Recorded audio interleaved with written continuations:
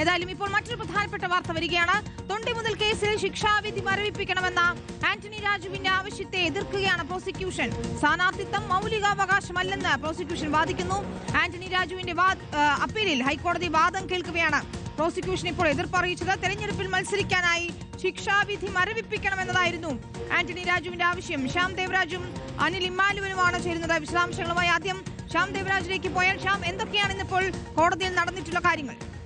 തൊണ്ടിമുതൽ തിരിമറി കേസിൽ Antony Raju LDF MLA ആയ ആന്റണി രാജുവിനെ നേരത്തെ 3 വർഷത്തെ തടവിനാണ് നെടുമങ്ങാട് മജിസ്ട്രേറ്റ് കോടതി ശിക്ഷിച്ചത്. ഈ ശിക്ഷാവിധി മരവിപ്പിക്കാൻ ഈ വിധി മരവിപ്പിക്കാൻ സെഷൻസ് കോടതി തയ്യാറായില്ല. തുടർന്നാണ് അപ്പീലുമായി ആന്റണി രാജു ഹൈക്കോടതിയെ സമീപിച്ചത്. അതിലാണ് ഇന്ന് വാദം കേൾക്കുന്നതും ഹൈക്കോടതി നിരവധിയായ ചോദ്യങ്ങൾ പ്രോസിക്യൂഷനോട് ഉന്നയിക്കുന്നതും.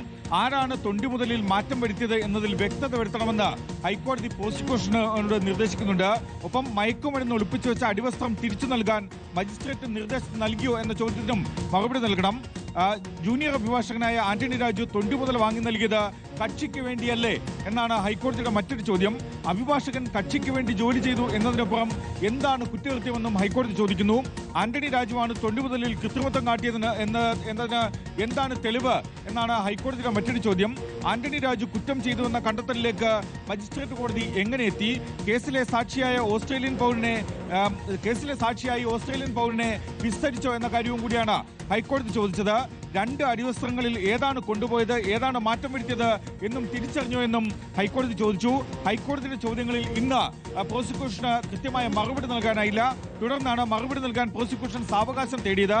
ആന്റണി രാജുവിന്റെ അപ്പീൽ ഹൈക്കോടതി മറ്റന്നാൾ പരിഗണിക്കാൻ വേണ്ടി മാറ്റുകയും ചെയ്തു. ഇത് ആന്റണി രാജു ഈ അപ്പീലിൽ ഉയർത്തിയിരുന്ന ഒരു പ്രധാനപ്പെട്ട വാദമെന്നത് തനിക്ക് തെരഞ്ഞെടുപ്പിൽ മത്സരിക്കാൻ വേണ്ടി ഈ ശിക്ഷാവിധി മരവിപ്പിക്കണം എന്ന ആവശ്യമാണ് ആന്റണി രാജു ഉയർത്തിയത്. പക്ഷേ അതിനെ പ്രോസിക്യൂഷൻ എതിർക്കുന്നുണ്ട്. സ്ഥാനാർത്ഥിത്വം എന്നത് മൗലികാവകാശമല്ല എന്നാണ് പ്രോസിക്യൂഷൻ ഇന്ന് ഹൈക്കോടതി അറിയിച്ചത്. ശിക്ഷാവിധി മരവിപ്പിക്കണമെന്ന ആന്റണി രാജുവിന്റെ ആവശ്യത്തെ എതിർത്താണ് പ്രോസിക്യൂഷന്റെ ഈ നിലപാട്. അപ്പീലിൽ വാദം കേൾക്കവേ പ്രോസിക്യൂഷൻ പറഞ്ഞത് തെരഞ്ഞെടുപ്പിൽ മത്സരിക്കുന്നത് ആരുടെയും മൗലികാവകാശമല്ല. തെരഞ്ഞെടുപ്പിലെ മത്സരം ശിക്ഷാവിധി മരവിപ്പിക്കാനുള്ള പ്രത്യേക സാഹചര്യമല്ല എന്നുകൂടിയാണ് പ്രോസിക്യൂഷൻ ഹൈക്കോടതി അറിയിച്ചത്. എന്തായാലും ഹൈക്കോടതി ചോദിച്ച ചോദ്യങ്ങൾക്ക് ഇന്ന് പ്രോസിക്യൂഷന് മറുപടി നൽകാനായില്ല. അത്തരം ചോദ്യങ്ങൾക്ക് പ്രോസിക്യൂഷൻ 2 ദിവസം മറുപടി നൽകാനായി സാവകാശം തേടി. വെള്ളിയാഴ്ച ഹൈക്കോടതിയുടെ ഈ ചോദ്യങ്ങൾക്ക് പ്രോസിക്യൂഷൻ മറുപടി നൽകണം. അനിൽ ഇമ്മാനുവൽ കൂടി ചേരുകയാണ് വിശദാംശങ്ങളുമായി. അനിൽ, ഈ അപ്പീലിൽ പ്രോസിക്യൂഷൻ യാതൊരു മുന്നൊരുക്കവും ഇല്ലാതെയാണോ ഇന്ന് കോടതിയിൽ എത്തിയത്? അതാണ് ചോദ്യം. മറുപടി നൽകാൻ ഇപ്പോൾ സാവകാശം തേടിയിട്ടുണ്ട്. വിചാരണ കോടതിയിലെ പ്രോസിക്യൂട്ടറുമായൊക്കെ ചർച്ച നടത്താതെയാണോ ഇത്തരത്തിൽ ഹൈക്കോടതിയിൽ ഇങ്ങനെ ഒരു ഹർജി വരുമ്പോൾ അല്ലെങ്കിൽ അപ്പീൽ വരുമ്പോൾ അതിൽ വാദത്തിന് വന്നത്? വിനീത, അതാണ് ഏറ്റവും പ്രധാനപ്പെട്ട കാര്യം. നമുക്കറിയാം, സുപ്രീം കോടതി വരെ പോയ ശേഷം തിരിച്ച് വന്ന് അവിടെ നിന്നുള്ള നിർദ്ദേശപ്രകാരം നെടുമങ്ങാട് കോടതി വിചാരണ നടത്തി നടപടികൾ പൂർത്തിയാക്കി ശിക്ഷിച്ച് ആന്റണി രാജു അയോഗ്യനാക്കപ്പെട്ട കേസാണിത്. പക്ഷേ ആ ഗൗരവം ഒട്ടുമില്ലാതെയാണ്, സുപ്രീം കോടതിയിൽ പോലും സർക്കാരിനെതിരെ വിമർശനമുണ്ടായ കേസാണിത്. പക്ഷേ ആ ഗൗരവം ഒട്ടുമില്ലാതെയാണ് ഇക്കാര്യത്തിൽ ഇന്ന് പ്രോസിക്യൂഷൻ കോടതിയിലെത്തിയത്, ഈ കേസിന് വേണ്ടി ഹാജരായത് എന്ന് തന്നെ പറയേണ്ടി വരും. ശ്യാം ദേവരാജ് വിശദീകരിച്ച കാര്യങ്ങളുടെ കേൾക്കുമ്പോൾ നമുക്കത് തന്നെ പറയേണ്ടി വരും. കാരണം ഈ വിചാരണ കോടതി ഇത് കൃത്യമായി ഹൈക്കോടതി ഉന്നയിച്ച ഈ ഓരോ ചോദ്യത്തിനും കൃത്യമായ മറുപടികൾ വിചാരണ കോടതിയുടെ ഉത്തരവിലുണ്ട്. ആ ഉത്തരവ് പോലും വായിച്ചു നോക്കിയിട്ടില്ലേ എന്ന് നമുക്ക് സംശയിക്കേണ്ടി വരും. ഈ കാര്യങ്ങൾക്ക് പ്രോസിക്യൂഷൻ മറുപടി നൽകാൻ കഴിഞ്ഞില്ല എന്ന് വരുമ്പോൾ, അതായത് ഇതിലെ പ്രധാനപ്പെട്ട ഒരു ചോദ്യം, ജൂനിയർ അഭിഭാഷകനെ ആന്റണി രാജു തൊണ്ടി മുതൽ വാങ്ങി നൽകിയത് കക്ഷിക്ക് വേണ്ടിയല്ലേ എന്ന് ഹൈക്കോടതി ചോദിക്കുമ്പോൾ വളരെ വ്യക്തമായ അതിന്റെ മറുപടി വിചാരണ കോടതിയിൽ ഉത്തരവിലുണ്ട്. അതായത് ആന്റണി രാജു അന്ന് ജൂനിയർ അഭിഭാഷകനായിരുന്നെങ്കിൽ അയാളുടെ സീനിയർ ആയിരുന്ന സെലിൻ വിൽഫ്രഡിന്റെ മൊഴി പോലും അന്വേഷണ സംഘം ഈ ഘട്ടത്തിൽ രേഖപ്പെടുത്തിയിട്ടുണ്ട്. ആ ഘട്ടത്തിൽ അന്ന് രേഖപ്പെടുത്തിയിട്ടുണ്ട്. അതിൽ സെലിൻ വിൽഫ്രഡ് പോലും കൃത്യമായി പറയുന്നു, സെലിൻ വിൽഫ്രഡിനായിരുന്നു ഈ പ്രതിയുടെ വക്കാലത്തുണ്ടായിരുന്നത്. അവർ പോലും പറയുന്നുണ്ട്, ഒരു കക്ഷിയെ കോടതിയിലെ സ്റ്റാഫിന് പരിചയപ്പെടുത്തി കൊടുക്കുക എന്നതിനപ്പുറത്ത് എന്തിനാണ് അഭിഭാഷകനായ ആന്റണി രാജു പോയി ഒപ്പിട്ട് ഈ തൊണ്ടി മുതൽ കയ്യിൽ വാങ്ങിയത് എന്ന് ചോദിക്കുന്നുണ്ട്. അതിൽ നിന്ന് ആ മൊഴിയിൽ നിന്ന് പോലും വ്യക്തമാണ് ആന്റണി രാജു ഇത് ഏറ്റുവാങ്ങേണ്ട ആവശ്യമില്ലായിരുന്നു. ഇത് പേഴ്സണൽ ബിലോങ്ങിങ്സ് എന്ന പേരിൽ ഒരു 50ഓളം വസ്തുക്കൾ ആ കോടതിയിൽ സൂക്ഷിച്ചിരുന്നു.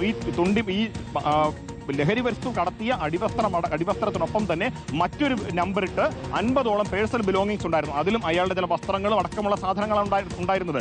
അതിൽ ഈ അടിവസ്ത്രത്തിന്റെ കാര്യം പറയുന്നതേ ഇല്ല. അതുകൊണ്ട് തന്നെ 241 എന്ന് നമ്പറിട്ട അടിവസ്ത്രം, തൊണ്ടി മുതലായ അടിവസ്ത്രം എടുത്തു നൽകുവാണ് ഉണ്ടായത്. 243 എന്ന് നമ്പറിട്ട 50 വസ്തുക്കൾ നൽകേണ്ടതിന് പകരം 241 എടുത്തു നൽകുകയാണ് ഇവിടുത്തെ കോടതി സ്റ്റാഫ് ചെയ്തത്. അതാണ് ആന്റണി രാജു വാങ്ങിക്കൊണ്ടുപോയത്. അതുപോലെ ഇതിലെ അന്നത്തെ പ്രതിയായിരുന്ന ഓസ്ട്രേലിയൻ പൗരനെ സാക്ഷിയാക്കി വിസ്തരിച്ചോ എന്ന് കോടതി ചോദിക്കുന്നുണ്ട്. അങ്ങനെ സാക്ഷിയാക്കി വിസ്തരിക്കേണ്ട ആവശ്യമില്ല. കാരണം അയാൾ ഈ തൊണ്ടി മുതൽ വാങ്ങിക്കൊണ്ടുപോകുമ്പോഴും അതിൽ തിരുവരി നടത്തുമ്പോഴും എല്ലാം അയാൾ ജയിലിൽ തന്നെയാണ്. അതുകൊണ്ട് തന്നെ ഈ ഇടപാടിൽ അയാൾക്ക് യാതൊരു പങ്കും വരുന്നില്ല. അയാളുടെ മറ്റൊരു ബന്ധുവാണ് കോടതിയിൽ പോയി ഇയാളുടെ പേഴ്സണൽ ബിലോങ്ങിങ്സ് വേണമെന്ന് ആവശ്യപ്പെടുകയും അതിന്റെ മറവിൽ ആന്റണി രാജു അടക്കമുള്ളവർ ഈ തൊണ്ടി മുതൽ കൈക്കലാക്കുകയും തിരിമറി നടത്തുകയും ചെയ്തത്. അങ്ങനെ തുടങ്ങി ഇന്ന് ചോദിച്ച ചോദ്യങ്ങൾക്ക് ഓരോന്നിനും. അത് മാത്രമല്ല, അന്നത്തെ കോടതി മജിസ്ട്രേറ്റ് ആയിരുന്ന മുഹമ്മദ് വാസിം ഈ കേസിലെ സാക്ഷിയായിരുന്നു. മുഹമ്മദ് വാസിമിന്റെ മൊഴി മാത്രം മതി ഈ കാര്യത്തിൽ പ്രോസിക്യൂഷന് ഹൈക്കോടതിയിൽ അവതരിപ്പിക്കാൻ. കാരണം മുഹമ്മദ് വാസിം കൃത്യമായി പറയുന്നുണ്ട്, തൊണ്ടി മുതൽ ആയ അടിവസ്ത്രം വാങ്ങിക്കൊണ്ടുപോയ ആന്റണി രാജു അത് തിരിച്ചുകൊണ്ട് ഏൽപ്പിക്കുകയും അബദ്ധം പറ്റിയെന്ന് തന്നോടന്ന് ഏറ്റുപറയുകയും ചെയ്തുവെന്ന് മുഹമ്മദ് വാസിം, ഒരു ജുഡീഷ്യൽ ഓഫീസറായിരുന്നു ഓർക്കണം, അദ്ദേഹത്തിന് തന്നെ ഉറച്ച മൊഴി ഈ കേസിൽ രേഖപ്പെടുത്തിയിട്ടുണ്ട്. ഇതടക്കമുള്ള വസ്തുതകൾ മുമ്പിലുണ്ടായിരിക്കെ എന്തുകൊണ്ടാണ് ഈ കാര്യങ്ങൾക്ക് മറുപടി പറയാൻ പ്രോസിക്യൂഷന് ഇന്ന് കഴിയാതെ സാവകാശം തേടിയത് എന്നുള്ളത് ആലോചിക്കുമ്പോൾ വിഷയം അതീവ ഗൗരവമാണെന്ന് മനസ്സിലാക്കാം. പ്രത്യേകിച്ച് ഈ ഒരു തെരഞ്ഞെടുപ്പിൽ മത്സരിക്കാൻ വേണ്ടി ആന്റണി രാജു എന്ന മുൻ മന്ത്രി തയ്യാറെടുക്കുകയാണ്. അയാളുടെ മുമ്പിൽ അധികം സമയമില്ല. അതുകൊണ്ട് തന്നെ ഈ കേസ് എത്രയും വേഗത്തിൽ കേട്ട് തീരുമാനമുണ്ടാക്കണമെന്നുള്ള ഉറച്ച നിലപാടിലാണ് ഈ കോടതികളിലെല്ലാം അപ്പീൽ നൽകിയ ശേഷം ഇപ്പോൾ ഹൈക്കോടതിയിൽ എത്തി നിൽക്കുന്നത്. അപ്പോഴാണ് പ്രോസിക്യൂഷൻ മറുപടി പറയാൻ സാവകാശം ചോദിച്ച് ഇത് നീണ്ടുപോകാൻ സാഹചര്യം ഒരുക്കുന്നത്. അതാണ് ഏറ്റവും പ്രധാനപ്പെട്ട കാര്യം. അതാണ് അതിന്റെ ഗുരുതരമായ വീഴ്ചയും പ്രോസിക്യൂഷനെ സംഭവിച്ച ഗുരുതര വീഴ്ചയും അത് തന്നെയാണ്. കേവലം ശിക്ഷാവിധി മരവിപ്പിക്കണമെന്ന ആവശ്യം എതിർത്തത് കൊണ്ട് കാര്യമില്ല. ഈ കേസിൽ ഒരു മുന്നൊടുക്കം നടത്തിയിട്ടില്ല. കോടതി ചോദിച്ച ചോദ്യങ്ങൾക്കൊന്നും ഉത്തരം നൽകാനും കഴിഞ്ഞിട്ടില്ല. ഈ കേസിനെ കുറിച്ച് വിശദമായി പഠിച്ച അനിൽ ഇമാനുവൽ ഇപ്പോൾ അതിനെക്കുറിച്ച് വിശദമായി പറയുകയായിരുന്നു. കോടതിയുടെ ചോദ്യങ്ങൾക്ക് നൽകാൻ കഴിയുന്ന മറുപടികളെ കുറിച്ച് പറയുകയായിരുന്നു. പക്ഷേ അത്തരം മുന്നൊരുക്കം ഒന്നും പ്രോസിക്യൂഷൻ നടത്തിയിട്ടില്ല എന്നതാണ് ഗുരുതരമായ കാര്യം. ഈ കേസ് ഇങ്ങനെ നീട്ടിക്കൊണ്ടുപോകുന്ന ഒരു സാഹചര്യത്തിലേക്ക് അത് എത്തുകയും ചെയ്യുകയാണ്. ശ്യാം ദേവരാജ് ഞങ്ങളുടെ ലീഗൽ കറസ്പോണ്ടന്റ്, ഒപ്പം അനിൽ ഇമാനുവൽ ഞങ്ങളുടെ ഹെഡ് ഓഫ് സ്റ്റോറീസ് ആണ് വിശദാംശങ്ങൾ നൽകിയത്.